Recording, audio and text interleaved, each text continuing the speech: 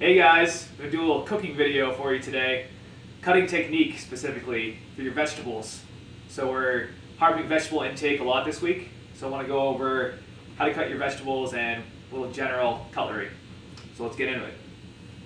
So first things first, you want to make sure that you have a really sharp knife. A dull knife is a dangerous knife. So if you have cheaper knives that are really old, either invest in new ones or invest in getting them sharpened, because the more pressure you have to apply, there's going to be a moment where that knife slips and you're more at risk of cutting yourself, and cutting will not be as easy. So a couple knives here. I have a new one and a cheap $1 knife that I've had kicking around for a while. So I'll show you the difference in how they work. So the cheaper knife, I'm going to have to push hard and it's kind of a pain.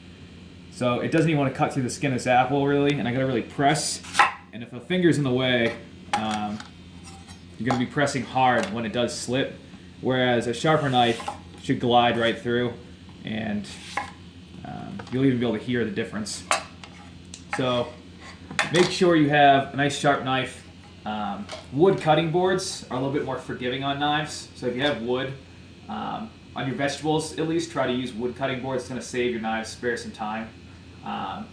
Generally, I'll use plastic cutting boards for my meat because I can throw it in the dishwasher and sanitize it a little bit more effectively.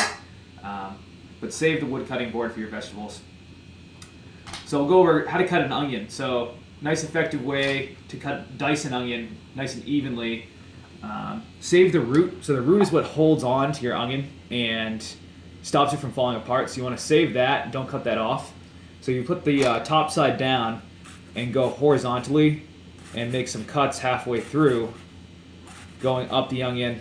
Again, keeping your fingers out of the way of the knife. So a good habit to get into is hold your produce with almost like a claw, and when you hold your knife, you want to hold it by pinching the spine and putting your hand on the handle. So try not to get in the habit of holding it real aggressively with your whole hand.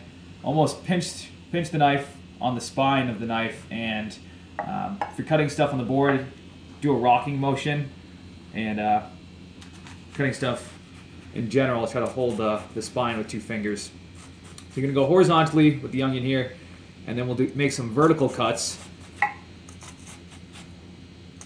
Again, we kept that root intact, and then we go up and down here. We'll have nice even dice falling right off. And if we go on the other side, we'll do the same thing.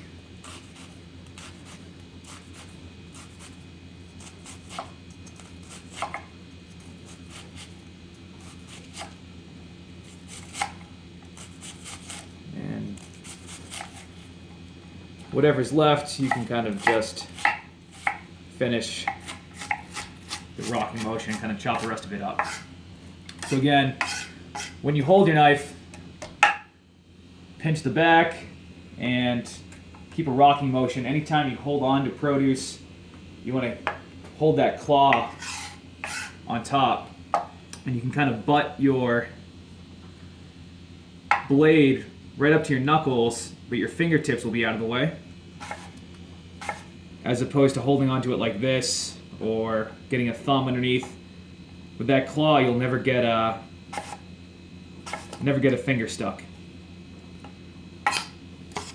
So, tearing up with all this onion. Oh, onions make me sad. So, keep that in mind. Hopefully you guys can use that technique and apply it to your vegetable cutting this week. All right, take care.